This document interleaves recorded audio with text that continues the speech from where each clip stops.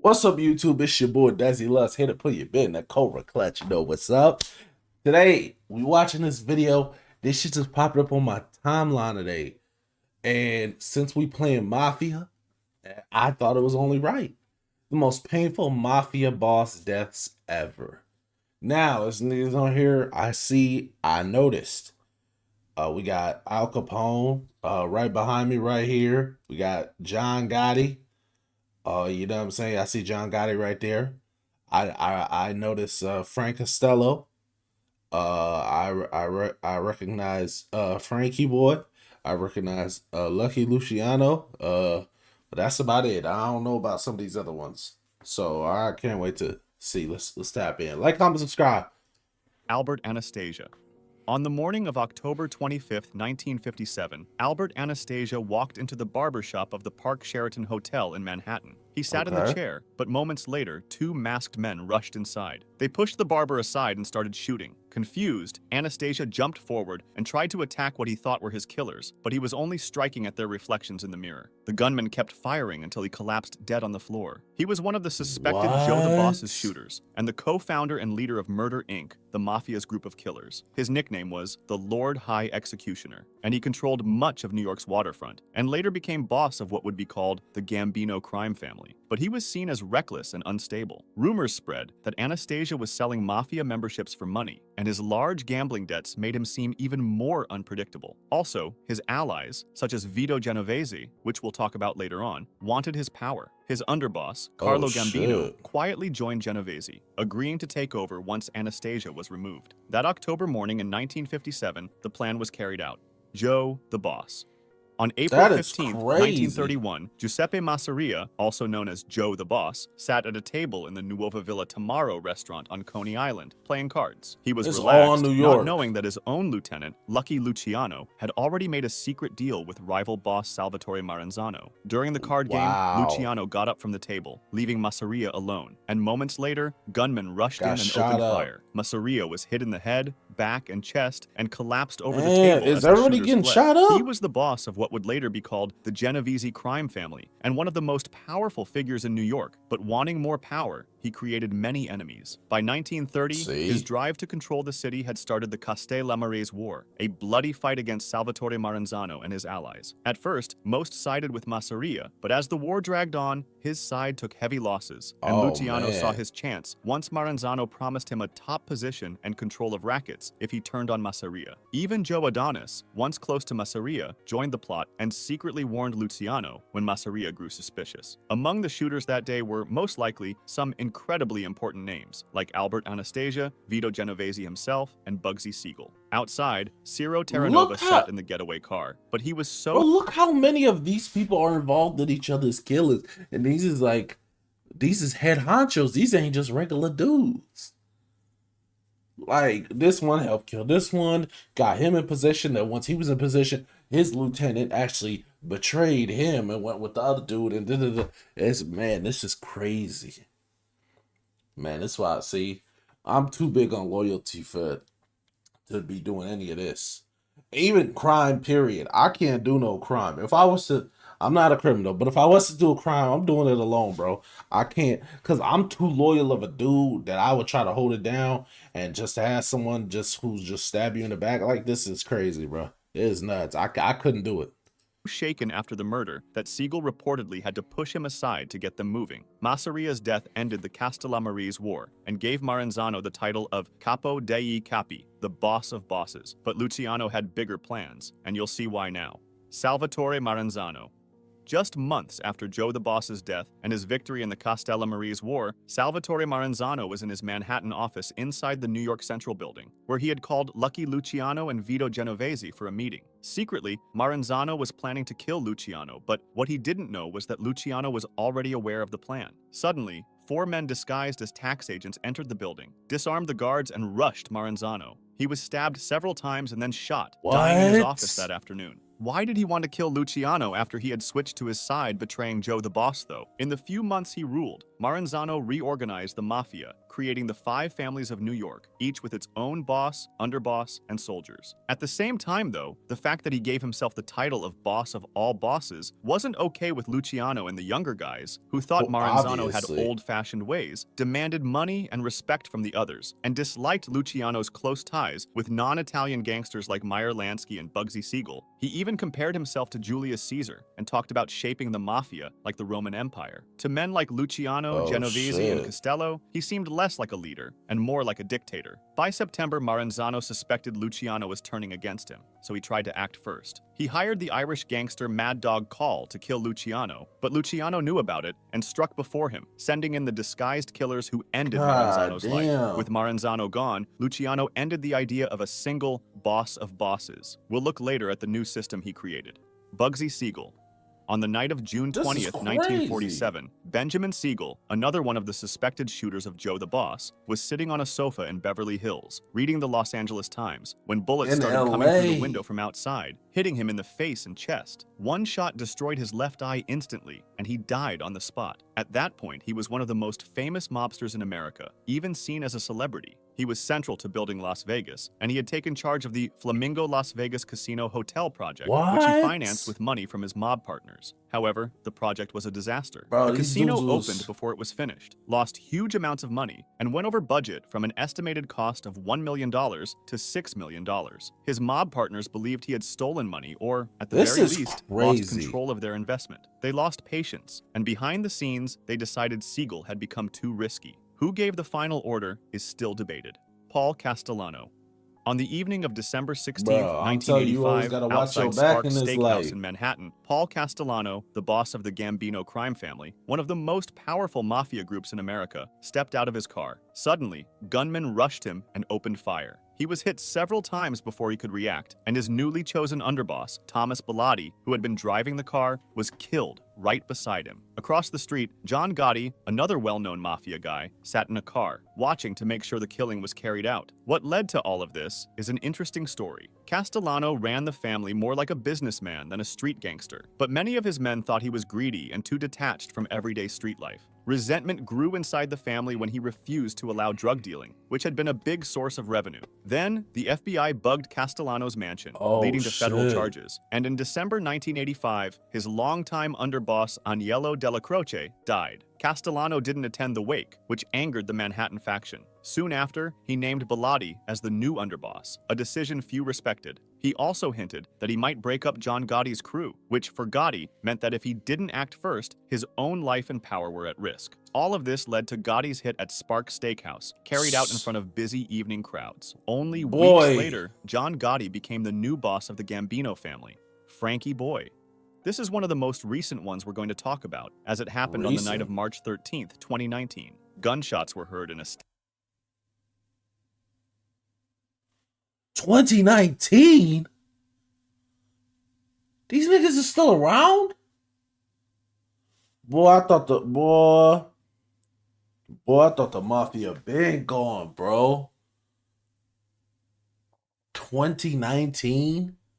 It's fucking 6 years ago.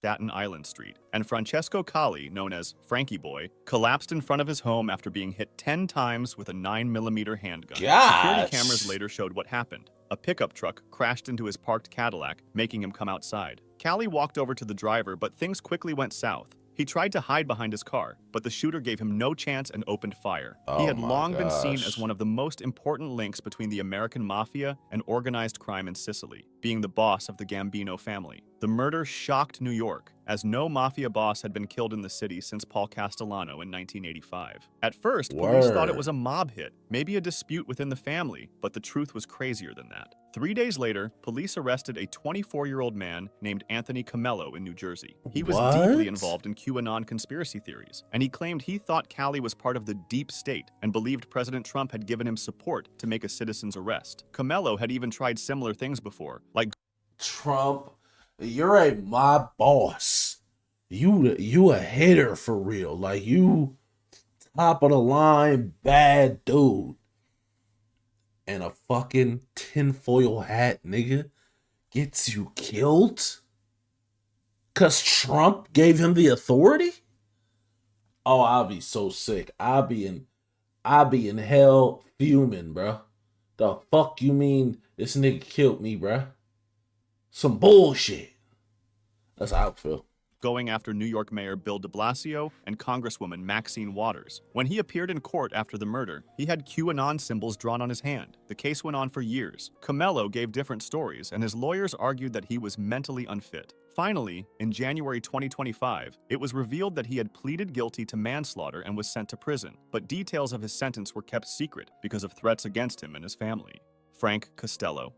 On the evening of May 2nd, 1957, Frank Costello So stepped the out mob of is his car still and around for walked into real. his Manhattan apartment That's building. crazy. As That he last crossed the one lobby, though, a man approached and messed fired a me shot. up. The bullet grazed his head and knocked him down, but he survived. The shooter was Vincent Gigante, acting on orders from Vito Genovese. Costello lived, but the message that his time as boss was finished was clear. Within days, he stepped aside and Vito Genovese took control of the family. Costello was a close ally of Lucky Luciano, Meyer Lansky, and Bugsy Siegel, building his wealth during Prohibition. And he became famous for mixing crime with politics, which is why he was nicknamed the Prime Minister of the Underworld. He influenced Tammany Hall politicians, judges, and police. His decline started in the 50s, when he was investigated during the Kefauver hearings, where millions saw him nervously fidgeting on live television. He was convicted of tax evasion and contempt of Congress, spending years in and out of prison. So his grip on the Luciano family weakened, and Genovese saw his chance. Bro, After tax retiring, evasion he is still how held they some get all influence, these dudes. with leaders like Carlo Gambino and Tommy Lucchese visiting him for advice. On February 18, 1973, at the age of 82, he suffered a heart attack at home and died in a Manhattan hospital.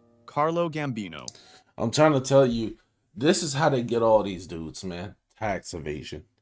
Because you ain't paying taxes on all that illegal money. It's illegal money. You're not paying taxes on it. So, wham, bam, thank you, man. You could try to dress it up as much as you like and try to make it look clean and all that shit. You're going to get caught eventually. Tax evasion. That's how they get all these mobsters, man.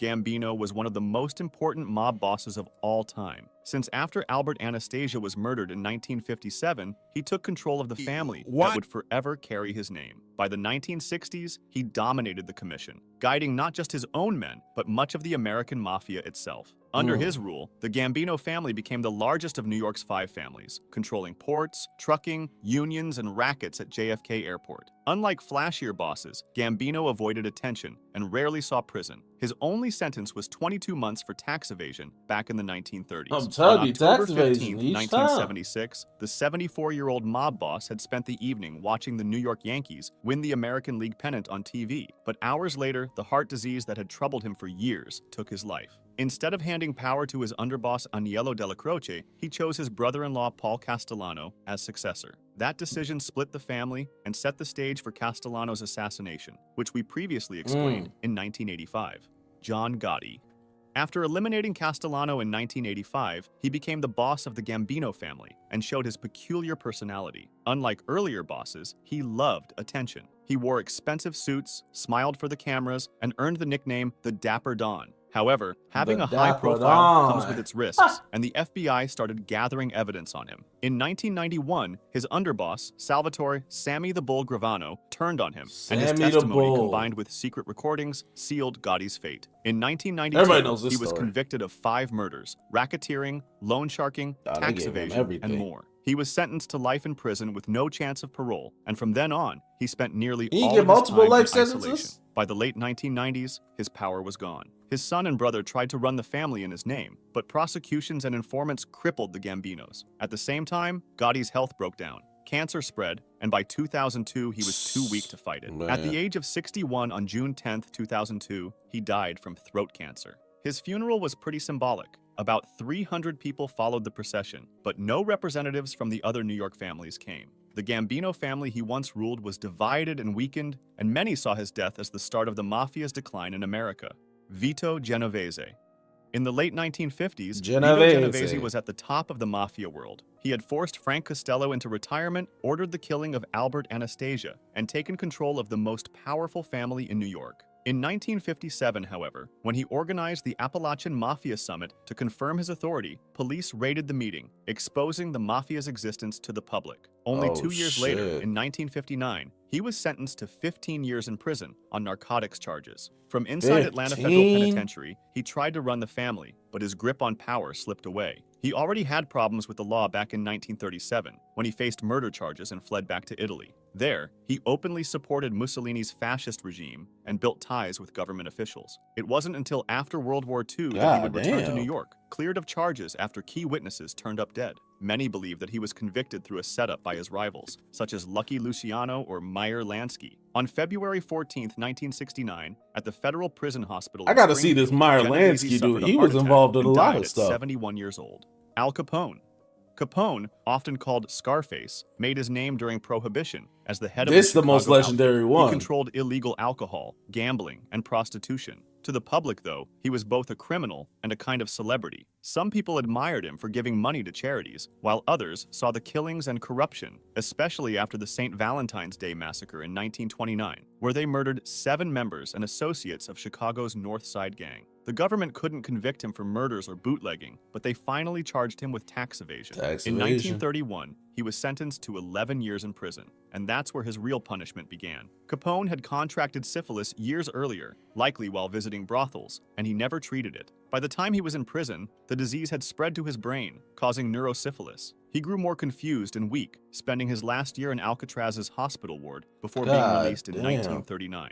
He spent his final years in Florida, mentally broken. In 1946, doctors said his mind had declined to that of a 12-year-old child. On January 21st, 1947, at 48 years old, Al Capone collapsed after having a stroke. And at first it looked like he might have recovered, but then his condition got worse. He developed bronchopneumonia, and a few days later, on January 25th, weakened by all of these health issues, he died from a heart attack. Lucky Luciano. Luciano was probably the man who transformed the Mafia the most. After the Castellammarese War, instead of proclaiming himself the new boss of the bosses, he created the Commission, a council that allowed bosses from the 5 families of New York to settle disputes and share power. This was done to avoid wars, and it gave him the nickname of the father of the modern American Mafia. Also, unlike older bosses who wanted to keep things only Sicilian, Luciano believed in making alliances with anyone if it brought profit. However, power brought attention, because in 1936, prosecutor Thomas Dewey convicted him of running a prostitution racket, and Luciano was sentenced to 30 to 50 years in prison. Even behind bars, however, he stayed influential. During World War II, he made a secret deal with the U.S. Navy to help protect New York docks from Axis sabotage, and in return, his sentence was reduced in 1946, but only once he accepted deportation to Italy. From then on, he lived in Naples under close watch. He could no longer openly run the Mafia in America, but he still held influence through his allies. In the 1940s, he briefly operated from Havana until U.S. pressure forced him back to Italy. Then, at Naples Airport on January 26, 1962, he collapsed and died of a heart attack after he had just finished meeting with American film producer Martin Gush, who wanted to make a movie about his life. What Luciano didn't know was that Italian drug agents were following him that day, ready to arrest him on smuggling charges, but he died before they could act. Later, his body was flown to New York, where more than 2,000 mourners came to his burial in Queens. Carlo Gambino himself delivered his eulogy. If you liked this video, subscribe for similar ones, or join my Discord to... Shout out to this. This was a W video. Man, I learned a lot about a few of these dudes. Some of these dudes I did not know. Some of these dudes obviously were super popular. Like, everybody knows John Gotti. Everybody knows Al Capone. And I knew a few other ones. I heard the name Frankie Boy before, but I did not know it was fucking 2019. It was a fucking conspiracy theorist that killed my man. That shit is crazy. Who would have assumed that? Well, yeah, Trump gave me authority. I think that's probably the wildest one. Trump gave me the authority. Fuck out of here. But the other crazy thing is how many of these dudes died of heart attacks. Just heart attack. Like, some sort of health condition and then heart attack. Like, man, that Italian diet, man, that's just hard in America, man. All the stuff that we put in the food, you can't eat the same, otherwise you get big, you get heart attacks. Man, this is W video though. Like, comment, subscribe. Let me know any other videos y'all want to see. Gang, we grinding, man. Every day uploading. We've been on this shit for about almost 4 months now. Man, I know what it is, man. YouTube, I love y'all so much, man. Peace.